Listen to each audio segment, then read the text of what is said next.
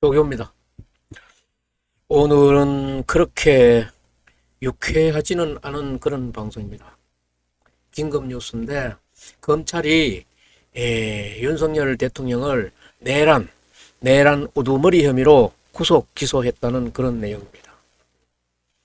정말 어떨 때는 구속이 됐으면은, 어떨 때면 기소가 됐으면은 이런 생각도 할 때가 있었지만은 막상 구속 기소가 되고 나니까 그렇게 유쾌한 그런 시간은 아닙니다.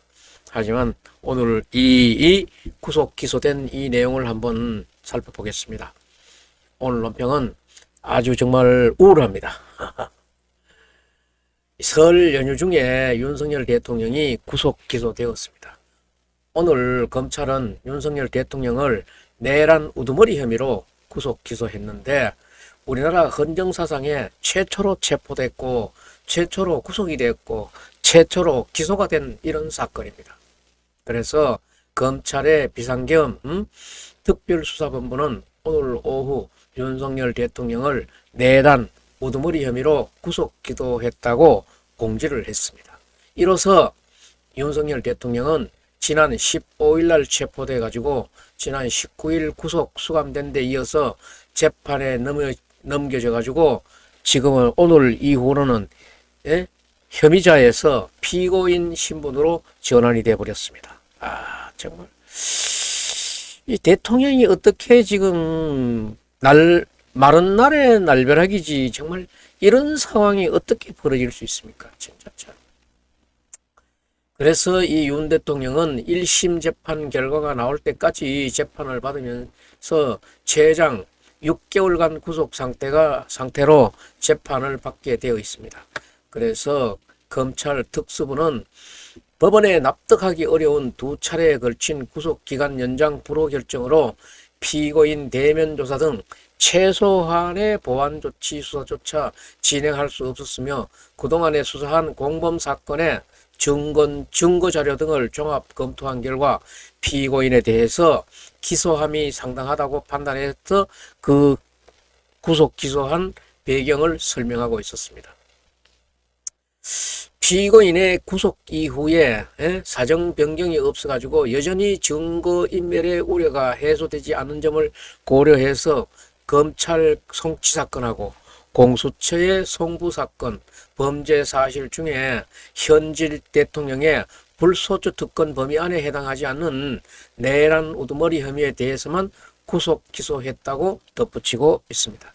그래서 윤석열 대통령에 대한 구속영장이 발부된 가장 중요한 이유는 증거인멸의 염려가 있다는 것이었습니다.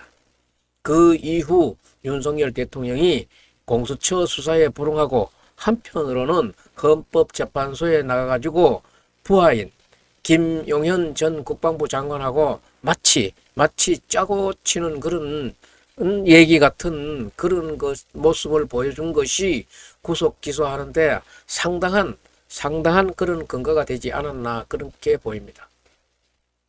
그러니까 이 증거인멸의 염려가 있다는 것은 실증이 되었다고 보는 거지요. 이거는 방송으로도 많이 나왔기 때문에 방송을 보신 분들은 많이 공감했으리라고 봅니다.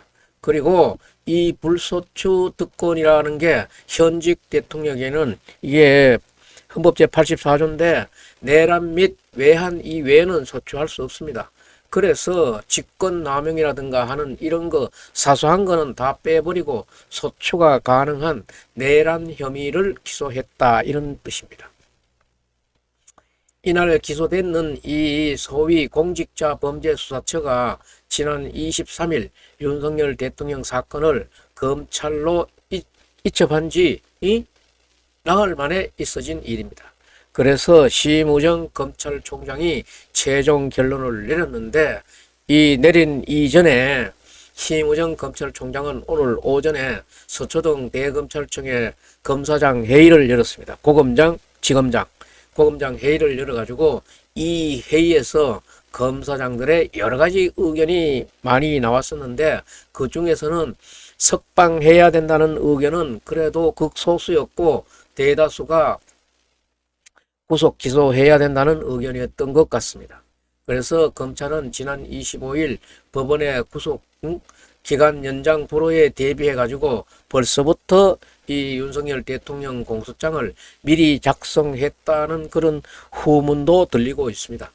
그래서 김용현 전 국방부 장관 등의 공소장에는 대통령은 성명불상의 군인과 경찰, 공무원 등과 이 순차적으로 공모를 하면서 국회를 봉쇄하고 국회, 선관위, 민주당사 이런 것들을 장악하는 위헌적이고 위법적인 포고령에 근거해가지고 국회의원 등을 영장 없이 체포 구금하여가지고 국회를 무력화시킨 뒤에 별도의 비상입법기구를 창설하는 국헌 문란을 목적으로 하는 무장군인 1605명, 경찰관 약 3144명 등을 동원하는 방법으로 폭동을 일으켰다는 표현이 담겨져 있었다고 합니다. 이거는 그냥 그대로 윤석열 대통령의 공소장에 옮겨졌을 것으로 보인다. 윤석열 대통령이 조지호 경찰청장에게 수차례 전화를 해가지고 국회에 들어가려는 국회의원들 다 체포해가지고 잡아들여라. 그 다음에 국회의원들을 지금 다 포고령 위반이라고 얘기했다는 그런 얘기입니다. 그래서 그런 구체적인 지시 내용도 공소장에 담겼다 하는 그런 얘기입니다.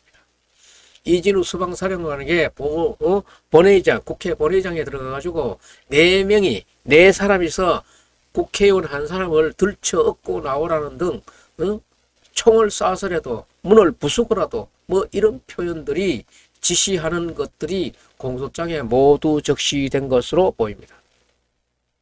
그리고 검찰은 윤석열 대통령의 내란 혐의 핵심인 국헌 문란 목적도 입증할 수 있다고 판단하고 있답니다. 그래서 검찰은 윤석열 대통령이 비상계엄 당일 최상목 당시 경제부총리 겸 기획재정부 장관에게 국가비상입법기구 관련 예산 편성할 것이라는 그런 쪽지를 전했다는 사실도 공소장에 썼습니다. 이 밖에 비상계엄 선포를 위한 국무회의 포고령 1호 등을 관련하여 가지고 대통령의 일방적인 통보만 했을 뿐 실질적인 논의가 전혀 이루어지지 않았다. 헌법상 입법권을 가진 국회의 기능을 완전히 정지시켜 사실상 폐지하는 등 표현이 전 장관의 공소장에 담겼는데 이것도 대통령 공소장에도 그대로 인용됐을 것으로 보입니다. 이렇게 됨으로 인해 가지고 이 모든 것이 재판으로 넘어가고 말았습니다. 참 대통령이 이렇게 되고 보니까 참 인간적으로 또 지금 다른 시기도 아니고 온 국민 대한민국 국민들이 다 즐길 수 있는 이 설 연휴에 이 현직 대통령의 구속 기소되었다는 이런 참담한 내용이 지금 헤드라인 뉴스로 돌고 있으니까 우리 지금 주변도 사실 그렇게 유쾌한 그런 분위기는 아닙니다. 저도 사실 오늘은 많이 다운되고 있습니다. 그래서 윤석열 대통령이 그동안 보여준 대한민국 헌정 질서와 법 질서에 대한 어떤 도전, 그리고 그 법에 대한 그런 오만과 또 다른 그 치밀하지도 못한 그 부정선거 음모론 같은 것을 설파하는 바람에 이것이 좀 더 불거졌지 않나. 그런데도 국민의힘에서는 또 부정선거하고 선을 긋고 있더라고요. 그거는 국민의힘에서는 벌써 아마 윤석열 대통령을 버렸다는 그런 뜻인가? 이런 것들을 감안할 경우에는 현직 대통령의 경우에 구속수사는 피한다는 것은 굉장히 어려운 상황으로 지금 내란, 우두머리 이런 것들이 있기 때문에 지금 잘 먹혀들고 있지 않습니다. 그래서 윤석열 대통령이 구속이 되어도 뭔가 이 사회가 당장에 밝아지거나 그런 일도 없습니다. 그렇고 괜히 이 지금 명절 분위기는 엄청 침울해졌는 그런 상태입니다. 그리고 지금 이제 구속 기소가 되고 나니까 윤석열 대통령 지지자분들도 많이 현실을 인식하실 겁니다. 그리고 헌법재판소의 위헌 결정이 어떤 결정이 나오게 되면은 그 결정에 따라서 전국은 상당히 안정이 되리라고 그렇게 봅니다. 좌우간 윤석열 대통령이 진짜 이거 생각지도 못할 그런 아닌 밤중에 홍두깨 같은 그런 얘기지, 내란 우두머리라는 게 이게 뭡니까? 마른 날에 날벨가 아닙니까?